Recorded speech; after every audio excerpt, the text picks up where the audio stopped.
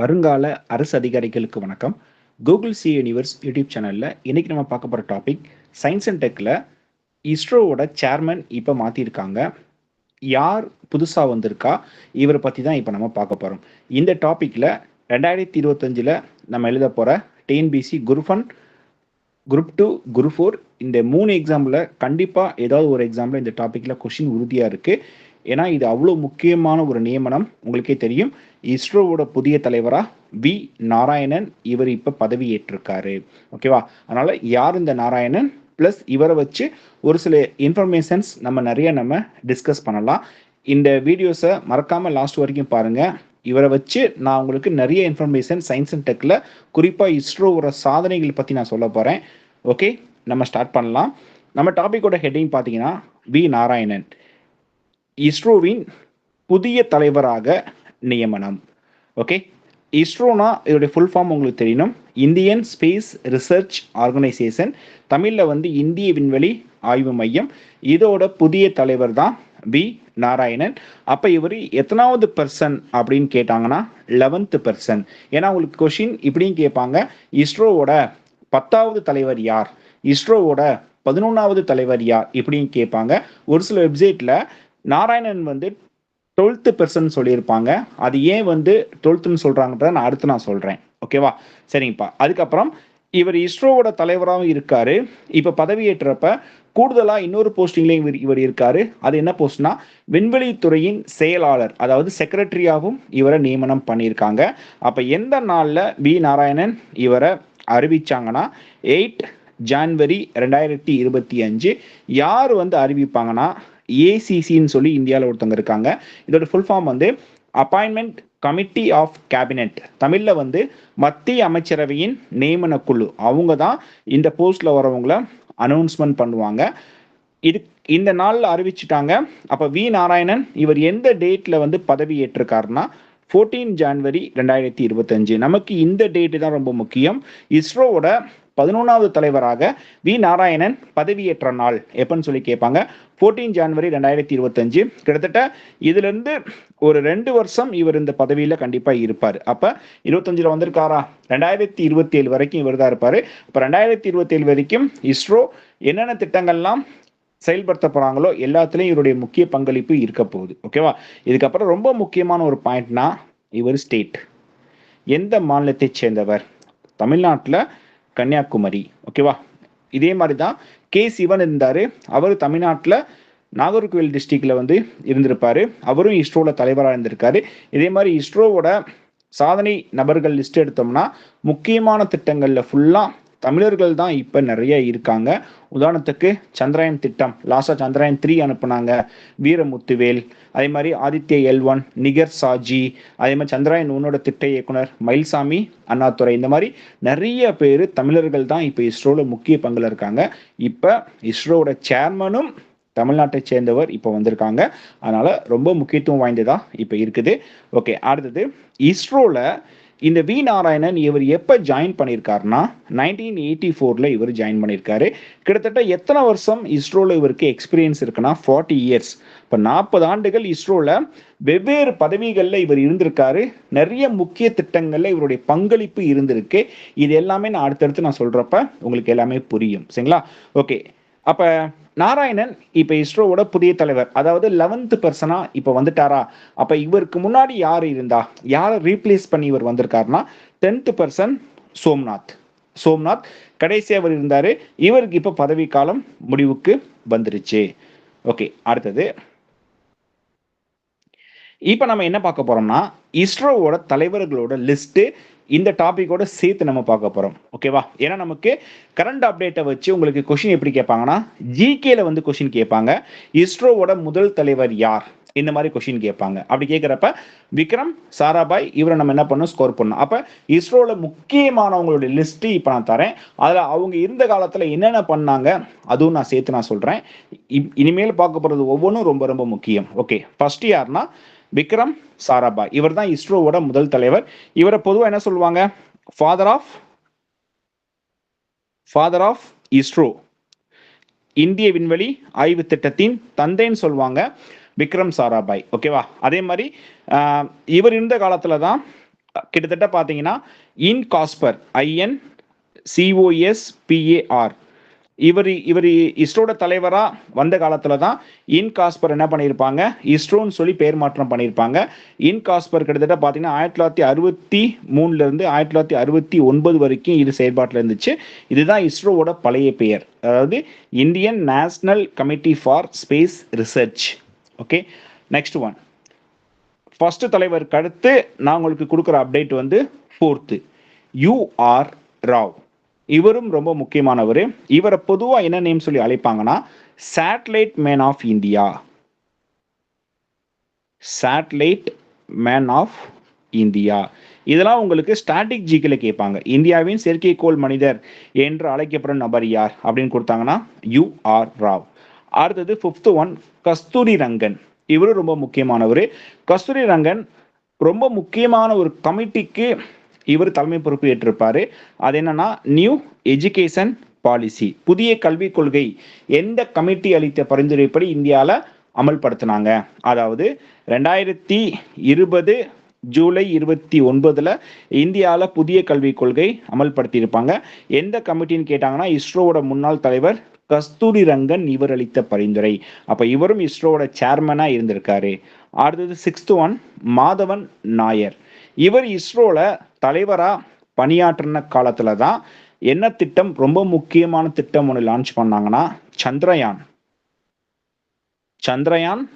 1. சந்திரயான் 1 இவர் இஸ்ரோவோட தலைவராக இருந்தப்பதான் இதை லான்ச் பண்ணியிருப்பாங்க.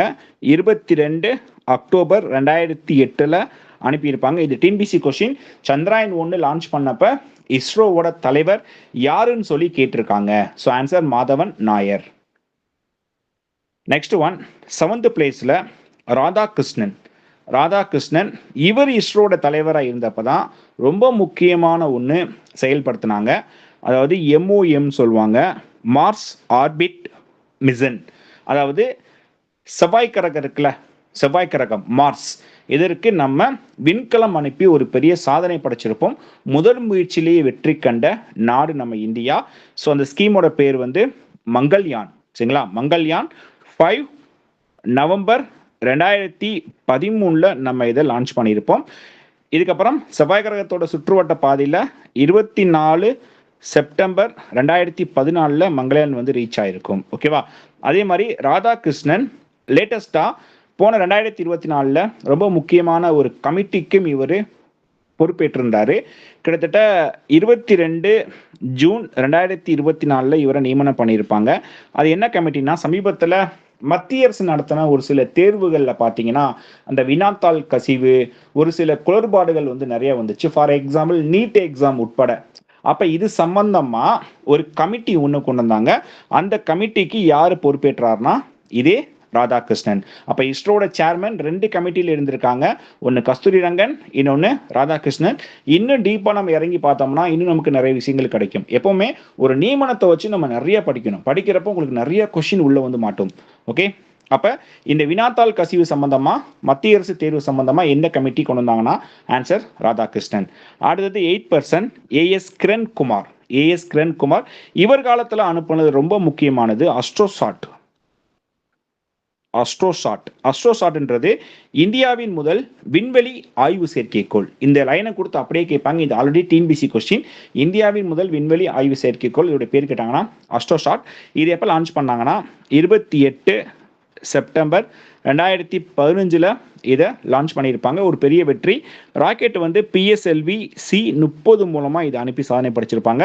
இதற்கு அடுத்து வெர்ஷன் 2 பார்த்தீங்கன்னா எக்ஸ்போ ஷாட் வந்து லான்ச் பண்ணாங்க. இது போன வருஷம் 1 ஜனவரி 2024 இதை வந்து செலுத்தியிருப்பாங்க. இது ஒரு பெரிய சக்சஸ். ஓகேவா. அப்போ ஸோ AS கிரண்குமார் இவர் காலத்தில் அஸ்ட்ரோசாட் வந்து அனுப்பி ஒரு மிகப்பெரிய சாதனை படைச்சிருக்காங்க. இதுக்கப்புறம் 9th பர்சன் தான் ரொம்ப முக்கியம், K. சிவன். இவருக்கு பதவிக்காலம் முடிஞ்சும் மீண்டும் ஒரு 2 இயர்ஸ் என்ன பண்ணாங்க, இவருடைய போஸ்டிங்கை எக்ஸெண்ட் பண்ணாங்க. தமிழ்நாட்டில் நாகர்கோவிலை சேர்ந்தவர் இவர். இவருக்கான பெயர் பார்த்தீங்கன்னா ராக்கெட் மேன் ஆஃப் இந்தியான்னு சொல்லுவாங்க. இந்தியாவின் ராக்கெட் மனிதர் என்று அழைக்கப்படுபவர் யாருன்னு கேட்டாங்கன்னா K. சிவன்.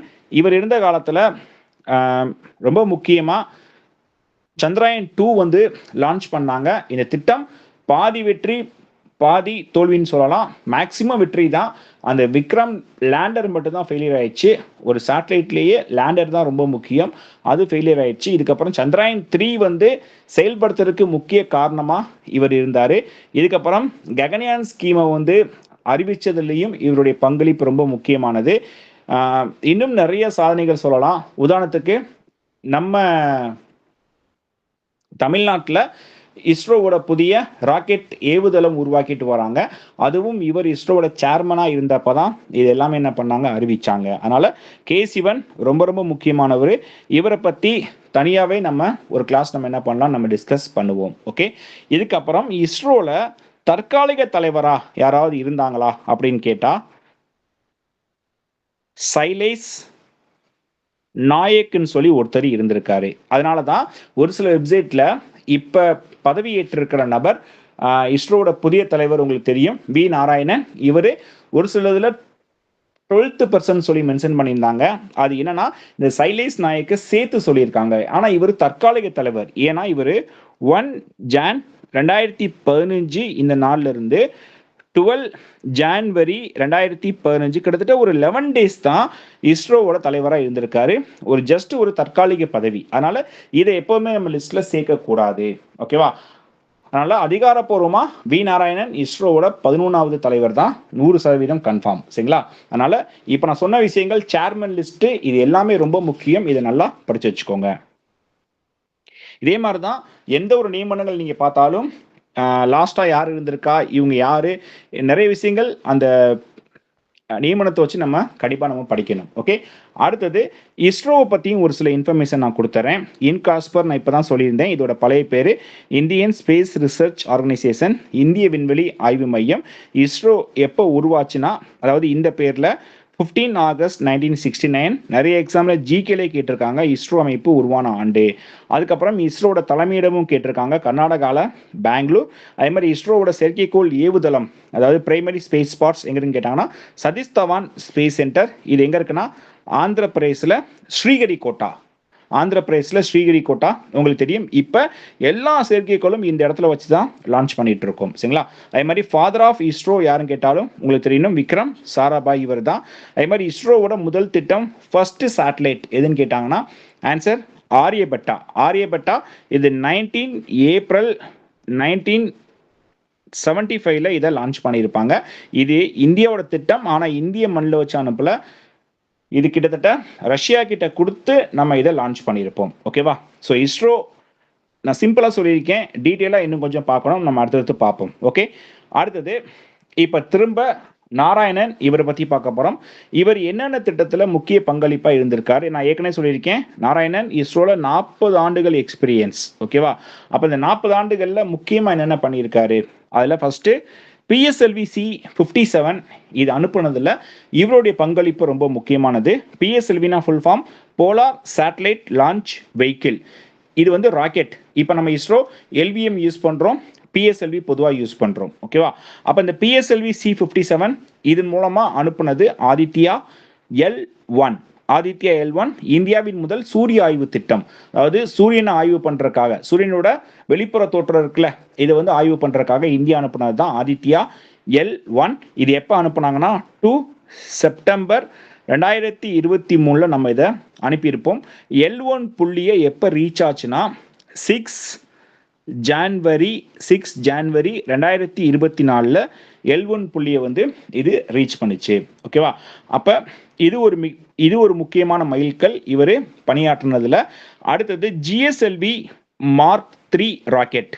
இதற்கான CE-20 கிரையோஜெனிக் என்ஜின் தயாரிப்பு.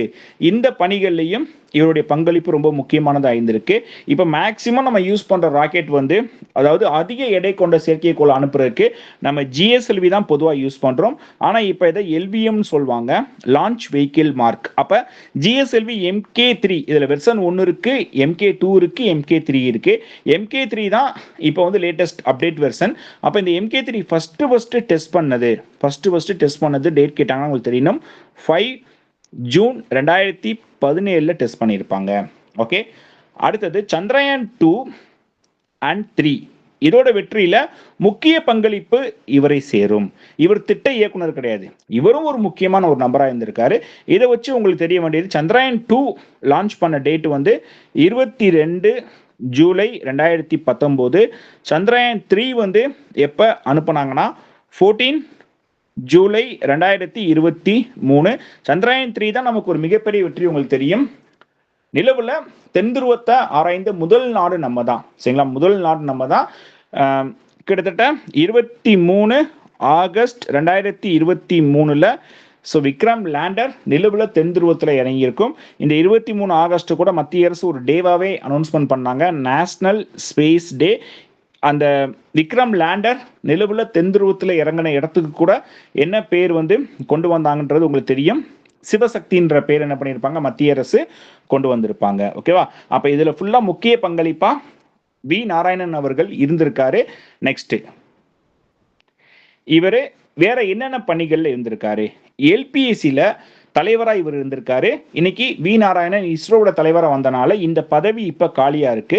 கூடிய சீக்கிரம் எல்பிஎஸ்சியோட புதிய தலைவரும் நியமனம் பண்ணிடுவாங்க. ஓகே, அப்ப எல்பிஎஸ்சினா ஒரு full form liquid propulsion system centre, அதாவது திரவ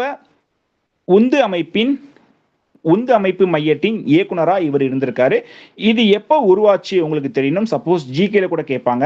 30 நவம்பர் 1985 உருவாச்சு. இதோட தலைமையிடம் கேட்டாங்கன்னா கேரளால திருவன்றம். இங்கதான் விஎஸ்எஸ்சியும் இருக்கு, விக்ரம் சாராபாய் ஸ்பேஸ் சென்டர், அதுவும் கேரளால திருவனந்தபுரம் இங்கதான் இருக்குது. ஓகேவா? அடுத்தது வேற பாத்தீங்கன்னா ககன்யான் ஸ்கீம் இருக்குல்ல, இந்தியாவின் முதல் மனித விண்வெளி பயண திட்டம். இந்த ககன்யான் திட்டத்திற்கான தேசிய அளவிலான சான்றிதழ் வாரியத்தோட தலைவராகவும் இவர் இருந்திருக்காரு. அதாவது HRCBன்னு சொல்லுவாங்க. HRCB இதோட ஃபுல் ஃபார்ம் வந்து ஹியூமன் ரேட்டட் சர்டிஃபிகேஷன் போர்டு. இதோட தலைவராகவும் இவர் இருந்திருக்காரு. ஸோ நீங்க தெரிஞ்சுக்கோங்க. இதுக்கப்புறம் பார்த்தீங்கன்னா ராக்கெட் மற்றும் விண்கல திரவ உந்து விசையில் திறமை பெற்றவர். இந்த மாதிரி நிறைய சாதனைகள் இவர் இஸ்ரோல இருந்த 40 ஆண்டுகள்ல இவர் பண்ணியிருக்காரு. அடுத்தது இலக்கு. இப்ப இஸ்ரோவோட புதிய தலைவரா இவர் வந்துட்டாரா? அப்ப இனிமேல் இவர் காலத்துல என்னென்ன பண்ண போறாங்க? அதில் ரொம்ப முக்கியமானது சந்திரயான் 4. சந்திரயான் 4 இப்போ 1, 2, 3 முடிஞ்சிருச்சு. இப்போ 4 என்ன பண்றாங்க, உருவாக்கிட்டு வராங்க. இதுவும் ரொம்ப முக்கியமானதா இருக்க போகுது. இதுக்கப்புறம் ககன்யான் இந்த 2025 இது அனுப்ப போறாங்க. ஏற்கனவே முதல் கட்டம் வெற்றி ஆயிடுச்சு. இதுக்கப்புறம் 2ஆம் கட்டம் வியோமித்ரா ரோபோட்டை வந்து அனுப்ப போறாங்க. இதுக்கப்புறம் மனிதர்கள் விண்வெளிக்கு போய் இறங்கி ரிசர்ச் பண்ண போறாங்க. அதான் இந்தியாவின் முதல் மனித விண்வெளி பயண திட்டம். இதுக்கப்புறம் இந்த ஜான்வரி மந்த் NVS-2 வந்து அனுப்ப போறாங்க. NVS-2 இது ஒரு முக்கியமான திட்டம். இதுக்கப்புறம் ஸ்பேஸ் ஸ்டேஷன் 2035 உருவாக்க போறாங்க, பாரதிய அண்டார்டிகா ஸ்டேஷன். இதற்கான பணிகளும் இவர் இஸ்ரோவோட தலைவராக இருக்கிற காலத்தில் கண்டிப்பா மேற்கொள்வாங்க. இந்த மாதிரி எக்கச்சக்க சாதனைகள் இவர் அடுத்து இருக்க போற 2 ஆண்டுகள்ல நிறைய செயல்படுத்த போறாங்க. ஸோ இது எல்லாமே அடுத்தடுத்து நம்ம பார்க்கணும். இந்த டாபிக் ரொம்ப ரொம்ப இம்பார்ட்டன்ட். ஸோ இவரை வச்சு நான் உங்களுக்கு நிறைய இன்ஃபர்மேஷன்ஸ் கொடுத்துருக்கேன். இதை ஃபுல்லாமே கரெக்டாக நோட் பண்ணி வச்சுக்கோங்க. இதை வச்சு உங்களுக்கு ஜிகேல ஏதாவது ஒரு கொஸ்டின் கேட்பாங்க, கரண்ட் அப்டேட்ல கேட்குறாங்கன்னா இஸ்ரோவோட புதிய தலைவர் யாருன்னு கேட்பாங்க. இதை சார்ந்து நான் மிச்ச விஷயங்கள் எல்லாமே பார்த்தீங்கன்னா நான் காமனாக உங்களுக்கு நிறைய விஷயங்கள் ஜிகே ப்ளஸ் கரண்ட் அஃபேர்ஸ் சேர்த்து நான் கொடுத்துருக்கேன். இதை நல்லா கவனிச்சு எல்லாத்தையும் எழுதி வச்சுக்கோங்க. So thank you.